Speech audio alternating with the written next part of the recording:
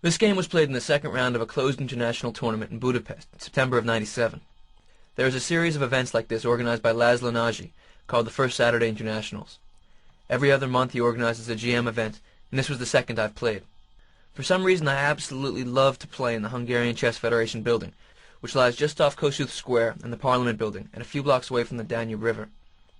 There's a haunting sense of chess history in the club, ancient photographs of great players, no color, few smiles, all black, white, and gray. It's dank, a little depressing, away from all the glitz of America. The ancient Hungarian grandmasters wander around chewing tobacco. The walls are not friendly. People don't really smile. But there is no pretense, just a love of chess. Some would say the wasteland of communism. I would nod, smile, see the Buda Hills rising beyond the chain bridge, over the Danube, and recall my evenings walking the streets, digging the people, writing in my little notebook, breathing in this beautiful city of gray. My opponent in this game was Israeli international master Afek. Along with being a very strong player, Afek is a famous chess composer. He creates beautiful and virtually unfathomable positions, and then publishes them or asks great players to try to find the solution. It isn't uncommon to see him sitting at a table surrounded by GMs and IMs and other chess lovers, all studying a chess board, some pulling out their hair in concentration, others smiling because they've given up or just love watching confusion set in on great minds. Someone will yelp, break the silence with a solution that Afek quickly refutes. Silence returns. Heads shake. Eventually, after all have decided that there can in fact be no answer to the question he's asked, he quietly shows a simple sequence that no one had seen. I watched a beautiful scene later in the tournament, in which Afek and Grandmaster pal Benko sat down at a chessboard. Benko is a friend and former teacher of mine who's a chess legend from the Bobby Fischer days. He's regarded as the greatest endgame composer in the world, and to watch the two of them revealing old masterpieces was like listening to Charlie Parker and Dizzy Gillespie drive each other to further heights of brilliance. Okay, my opponent played e4, c5, the Sicilian defense, knight f3, d6, d4. Now in this position, the immediate move that black always plays is c takes d4. I've slightly changed my move order, playing knight f6 first. White's best move is to respond with knight c3, and then I played c takes d4. Knight takes d4. The reason I did this, in fact, is because my opponent, if we go back to the position after knight f3, d6, d4, after c takes d4, sometimes with white he plays queen takes d4, and then tries to play a plan with the white pawn from c2 moving to c4, a system which he likes to play with white. So what I did is slightly adjust my move order in the Sicilian so that he wouldn't have the option to go into part of his repertoire. Knight f6, knight c3, c takes d4, knight takes d4. Notice now that if he were to take with the queen, he wouldn't be able to play the Marazzi system with the pawn on c4. So knight takes d4, I played knight c6, and he played bishop c4. This is called the Sozin variation against my classical Sicilian. I played queen b6, a variation I've played for many years. Now here the main line is knight b3. White retreats his knight to a normal square, and the game progresses along the lines of what would be called a Shinvinigan Sicilian, which many of the games from the Kasparov Anand World Championship match were played in. My opponent here decided to play a more modern idea. Knight takes c6, b takes c6, and he castled. This particular variation was not considered to be terribly dangerous for black in the past, but since then some very strong grandmasters have found some good ideas for white in it, and black has to play very accurately. I played g6, a system which I've worked out. I think it's quite good. And my opponent played queen e2. So from this moment I want you to notice that white has slightly more central space than black. I can't immediately attack. There's nothing for me to attack. You see his king is very safe, and though I am an aggressive player, you might think I have the desire to attack. We have to play in chess what the position gives to us. After queen e2, my opponent has a threat, e5. How would you handle the position? The most natural response, since I've just played g6, is to continue with bishop g7, but this would be a slight mistake. After bishop g7, my opponent would have the option of playing e5. And after I play d takes e5, queen takes e5, my pawn structure is a little more weak. I can't do anything constructive with the relationship between his queen on e5 and my bishop on g7, because my bishop isn't defended, and my knight can only go to h5 to protect it. Now my pawn structure is weakened. I can't castle because my e7 pawn will hang. My position is bad. So my opponent playing queen e2 has a threat. He wants to play e5. My natural developmental move doesn't work. What would you do? I played knight d7, retreating my knight away from where the attack was about to come, and preparing to develop with bishop g7. Notice now, of course, the e5 would be pointless because I would simply take with my knight. My opponent played a4. If I were to respond with a5, I would be allowing white to develop very quickly with the move bishop e3. Do you see why I can't take on b2? After queen b2, he would have the powerful move bishop d4. After I block with e5, my rook was attacked. He plays rook f to b1, and my queen on b2 is trapped. So, for me to try to maintain my queen's position on b6 would be incorrect because I can't do it. After a4, I just played bishop g7, a5, and my queen retreated back to c7. Now this leads to an interesting discussion. I was trying to decide where to put my queen back to. I should note that moves like queen b4 or queen c5, which might be primitively seen as aggressive, would be silly to pursue, because if to queen b4, my queen is on a forward square but not an aggressive square, and after a move like rook a4, she'll have to run back immediately. Queen c5 allows white to continue the development with bishop e3. My queen has to keep on running. So the question is pretty much whether to come back to the c7 square or the d8 square. The b7 square is pointless because it blocks in my c8 bishop and will be exposed to the move a6 whenever white wants. And the b8 square isn't very good because white will activate the rook sooner or later with the maneuver rook a3 to b3 and will be attacking my queen. So queen c7 is the most logical move, but I was looking at the variation f4, castles for black, f5. A dynamic move which begins an attack with opening up the f-file, keying in on my f7 square, but has the downside of giving me the e5 square. So I looked at the variation knight e5, bishop b3, and in this position I couldn't see how to improve my game. It's a strange reality. My knight is occupying a wonderful central square, and yet it has nowhere to go. It's hard for black to discover what to do, and white has a clean plan to build up their attack. Bishop g5 may come, f6 will come. My king side is going to come under an attack, and it's very hard for me to find a plan. So for a while I was looking at this position. I couldn't figure out what to do. But then I realized something. In my mind, I had automatically made the connection f5, knight e5, bishop b3. When my opponent played f5 in my mind, in my calculations, there was a very clear weakness. There was some space he was leaving behind, which was the e5 square. So for some reason in my thought process, I immediately filled that space with knight e5. What I realized then was that there was no reason to do this. My knight would come to e5 eventually, and my correct move was not knight e5, but rook b8. And now my position is very good. A slightly different response to his attack gives me a lot of play. The point is that now my rook on b8 pins down his bishop on c1. It can't really move because the b2 pawn is hanging. And I have ways to play moves like rook b4, which would pester his bishop on c4. The bishop's logical retreat will be to come back to the b3 square, and then I might not come to e5 at all, but slip into c5, which would pester the bishop on b3, and hone in on his pawn on e4. Notice also that my bishop on g7 is attacking his knight on c3, which defends the e-pawn. So I had to overcome a mechanical response in my mind, which was to immediately fill the space that my opponent left behind, instead of, after f5, playing one move that was a little bit slow. Now in chess I often say that the threat is stronger than the execution. In this position, if we look at it, after my opponent plays f4 to f5, he's weakened the e5 square. If I immediately fill the e5 square, yes, my knight is on a very good square. It's a pretty square. But after he responds with bishop b3, we'll notice that the knight on e5, while it's on a good square, one might think, has nowhere that it can go, and it completely blocks in my bishop on g7. So if I immediately occupy the good square, I have no play. While if I leave it to be occupied later, I maintain a dynamic in my game. So in fact, when I played queen c7, I had come to this, while it might seem like a completely natural move, I had to go through this thought process to realize not to occupy the e5 square right away. So a5, queen c7, my opponent played f4, and I castled. And now we reached a maneuvering part of the game. f5 on my opponent's part would be a mistake, as we've seen, because after rook b8, I have the e5 square to use later, and it's difficult for him to develop his play. He played the move queen f2. Part of the idea of this move is to play queen h4 at one point, to try to activate on the king side. Notice that my e7 pawn will be hanging then. Part of it is to hone in on the f-file, because after the move f5, f takes g6, he'll have more pieces on the f7 square. Later on, he may want to play bishop e3. It's a move that slightly improves his position. I played rook b8. We've seen this move before. The point being partially that the b2 pawn is attacked, so the c1 bishop is locked down to the square. A lot of chess development in the opening and early middle game involves developing your pieces to their best squares while trying to hinder your opponent's development. So by playing rook b8, I make it a little more difficult for him to improve his position while improving my position. My opponent played rook a3. So we now begin to feel what his plan is.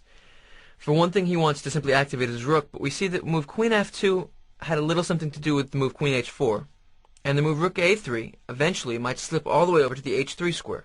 So we see that he may be thinking about, at one point, a big kingside attack. This is on his mind. Also, rook a3 is a prophylactic move, so he's increasing his position, but he also has the idea of, he notices that my next move will very likely be rook b4, attacking his bishop on c4.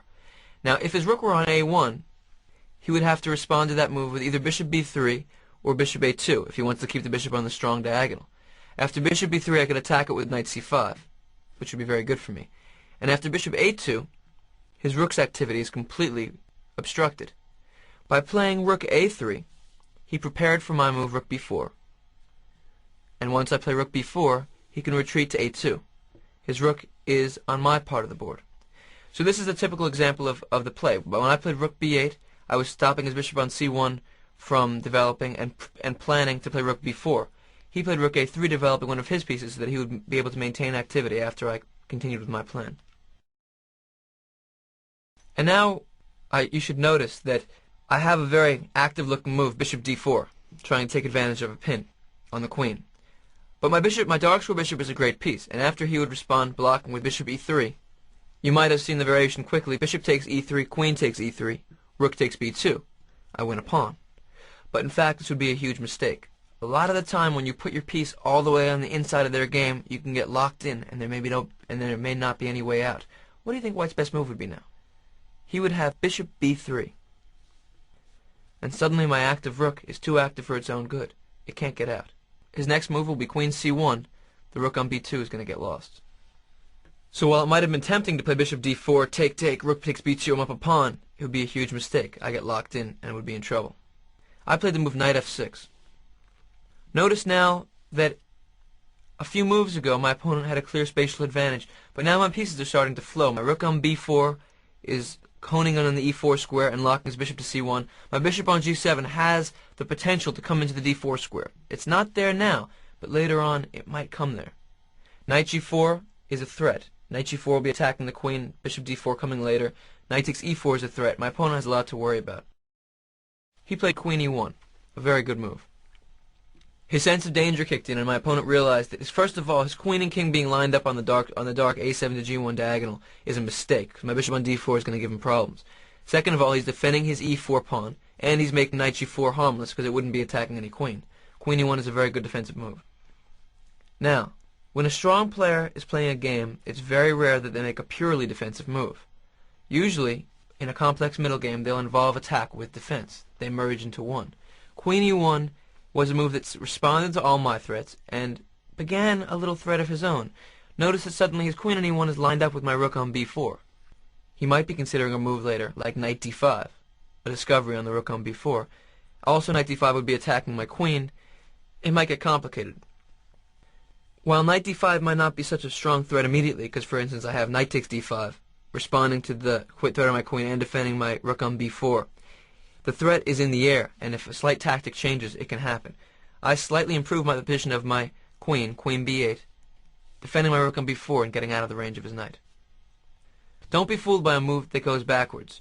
My queen is retreating a little bit to b8, but it's a much more active square here. And now my opponent played f5. Notice what he did. For one thing, he waited to play f5 until my knight was off the d7 square, so now the squares e5 and c5 can't be occupied so quickly. He's begun a kingside attack. He wants to open up the f-file, use the bishop on a2, at some point swing his a3 rook into the f3 square, h3 square, the queen may come to h4, he wants to attack. How would you respond? In fact, my whole plan of development has been based around the fact that f5 was virtually his only active plan. My opponent at some point would have to play f5, and I had a way of dealing with it. You might want to take a moment and look at White's position before f5 and try to find an active plan. It'll be very difficult. f5 is almost necessary. Think about how you would respond. Don't necessarily try to go straight forward. Take the space that your opponent left behind. What I had planned and what I played was g takes f5, e takes f5, d5. How does that look to you? Do you remember how powerful his bishop on a2 looked a moment ago? How his knight on c3 had good range? My pawns on c6 and d5 now completely lock in his bishop on a2. His knight on c3 has no active move, which means his rook on a3 is all blocked up. By playing gf5, ef5, d5, what I've done is I've slightly opened my king's position, which is a little bit dangerous. But I took the space, took control of the d5 square, which he left behind, and locked all of his pieces into the queen side.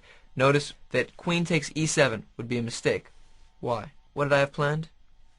Rook e8, the queen has to go back to c5, and now I would play the move knight g4. With two threats, and he can't respond to them both. The first and most obvious one is queen takes h2 checkmate.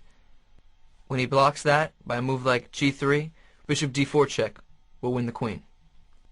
There's no way out. My pawn on e7 was defended indirectly. My opponent, seeing that his queenside pieces had become a little bit locked in, decided to trade off my active rook on b4 with rook b3. A good move.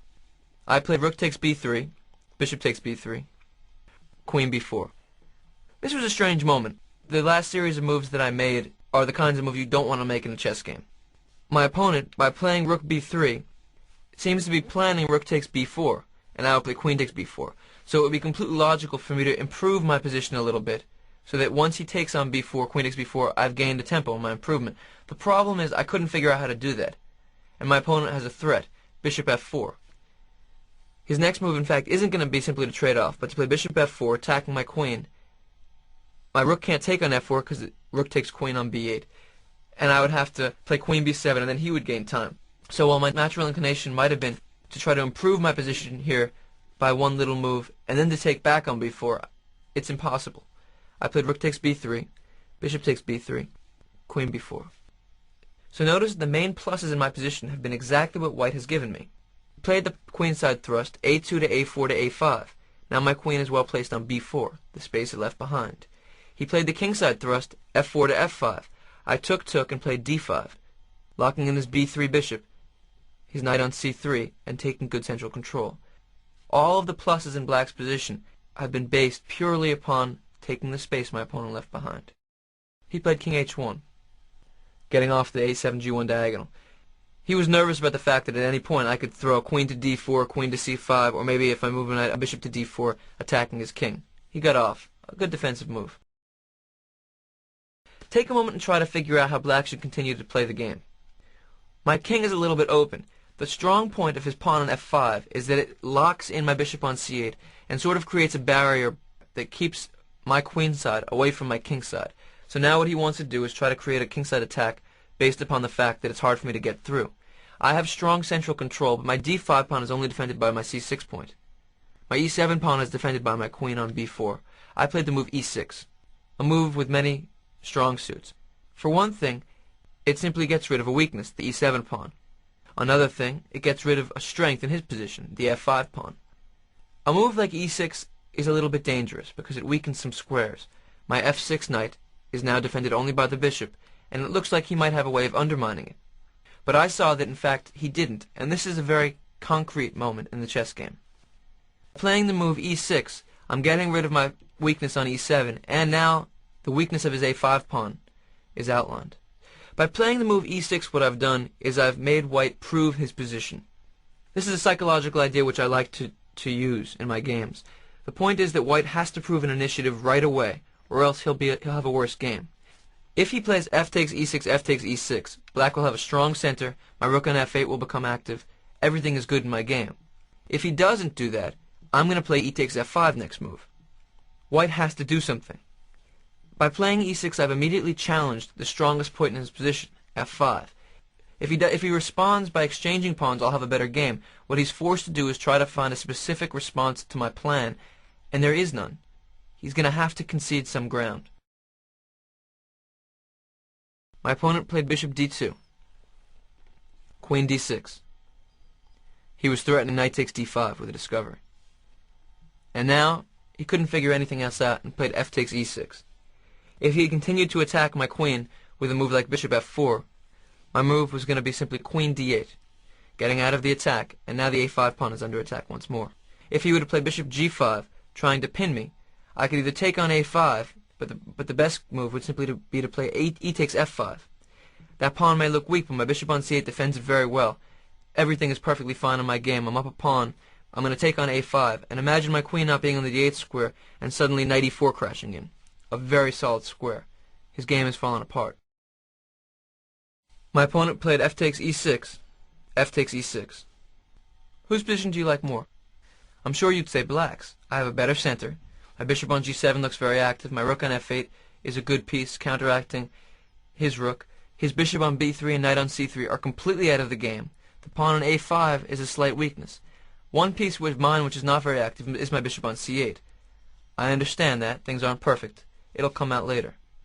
What you should notice is that the strongest part of black's game is the center. Think back to how I gained control of that center. It was his attacking move, f5, that allowed me to take control of the middle of the board. I didn't take the center straight away, but took it once he gave it to me. His only way of continuing with the initiative was to try to attack on the king's side, and by doing that, I simply took the space. In chess thought, it's very common for people to think, what can I do? A deeper way of thinking is, what must my opponent do, and what will I do to respond? He played bishop f4. After bishop f4, I came back to the b4 square. And now my opponent played bishop d2. He's trying to draw the game.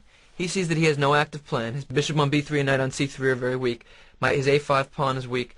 He wants to try to go back and forth. He's hoping I'll play queen back to d6 and continue the repetition. He'd like to draw the game. Here I played the move knight g4. I'm not playing for a draw. This move involved a long calculation, which in fact he challenged. It also involves the judgment that if we trade rooks, it's to my advantage. His king on h1 is pretty weak.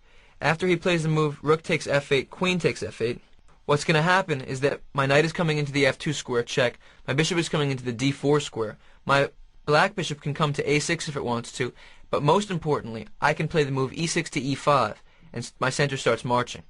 You should also notice that after e5, my bishop on c8 suddenly becomes a good piece.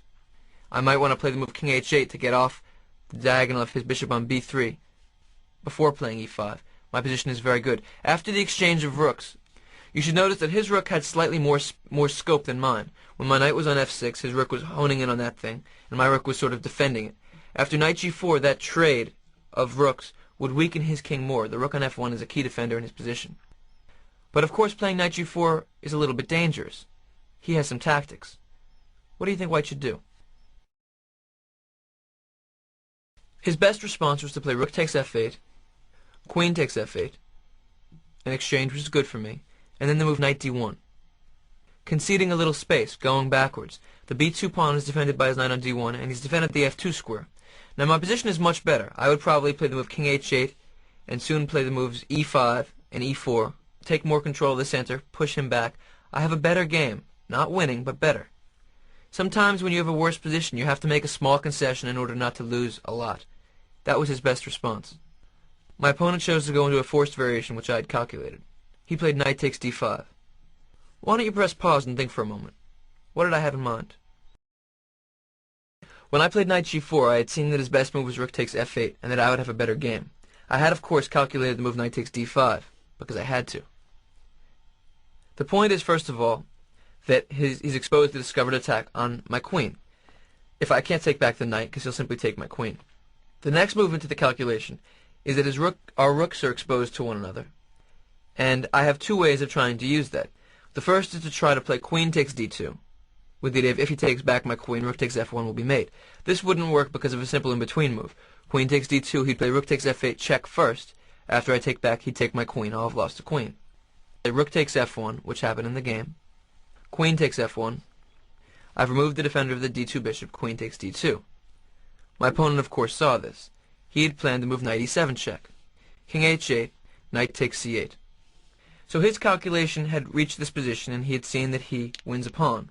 When I played knight g4, I had seen this position and looked a little further. I should note that my opponent cannot try to mate me with queen f7, threatening queen g8 because I have a simple back rank mate, queen e1 checkmate. Or queen e1, he has to go back to f1, then queen takes f1 checkmate. So my opponent's calculation ended around the move knight takes c8. After knight takes c8, what would you do? In chess, there's the combination of the specific and the abstract. Abstractly, we can feel. I have traded off two active pieces of his, the bishop on d2 and the rook on f1, and he's taken off my rook on f8, which was defending my knight on f6, and my least active piece, the bishop on c8. So abstractly, we can see that maybe there should be something here. Specifically, what is it? Knight f2 check, king g1, bishop d4. Suddenly, White's game is on the brink of total disaster. This quiet move at the end, bishop d4, challenges White's entire game. The first point is that I'm threatening a lot of different discovered checks, and he can't avoid that. Knight g4 will be check, knight h3 will be check, knight e4 will be check, knight d3 will be check, knight d1 will be check. Anywhere my knight moves, my bishop on d4 will be exposed to his king. The next thing is that I can make some moves to keep that checking option alive. White can't move the king, so the point is that no matter what he does, I'm going to have a discovered check. And the point is that I have mates in the air everywhere. After bishop d4, my position is winning by force. Try to take a moment and see if you can find any moves for White, and look at the response that I had planned. If his queen moves off the back rank, I'll simply play queen e1 check. The queen will have to go back to f1, then after my knight moves, his king has to go to the corner, and queen takes f1 will be mate. My opponent played c3, attacking my bishop.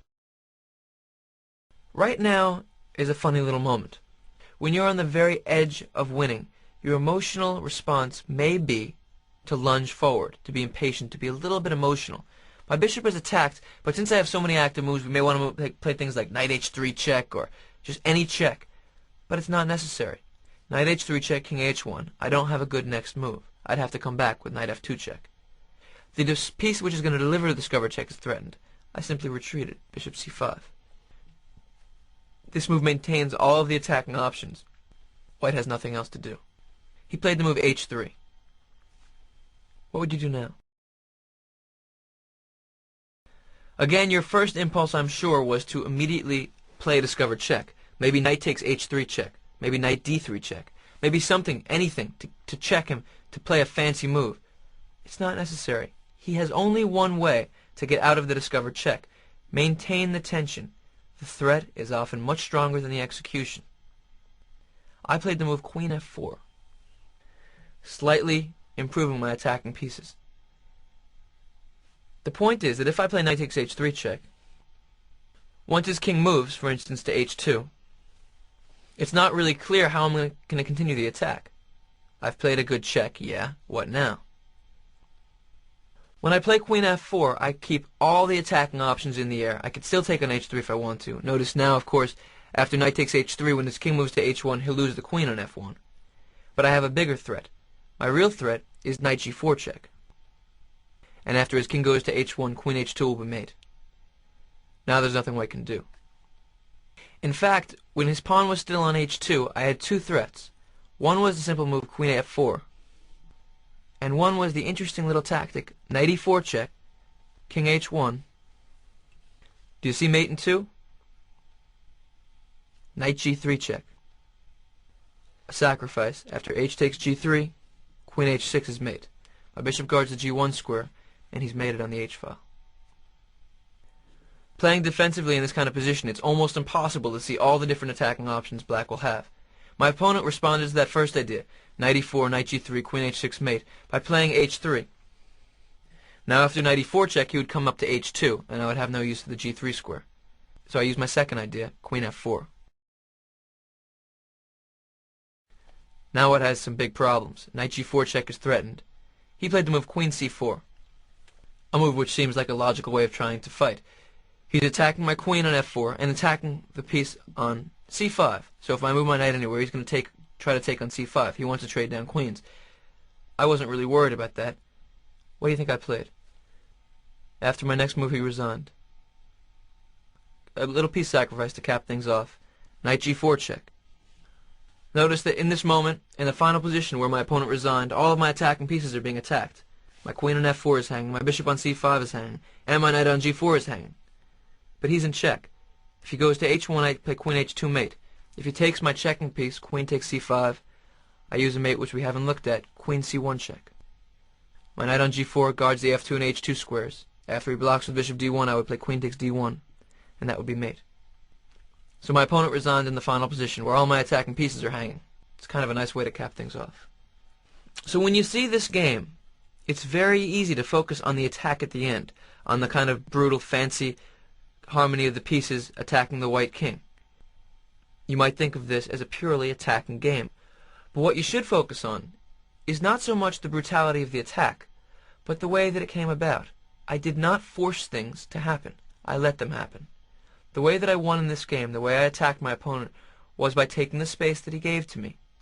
And every single move that your opponent makes leaves a little something behind. If you're keen to that, if you're keen to that reality in chess, you'll find flaws in almost every move they make. So now that you've seen the culmination of this game, why don't you go back and look over the quiet moves, the little moves I played, when I retreated my queen from c7 to b8, how I responded to f5 by taking it and playing d5.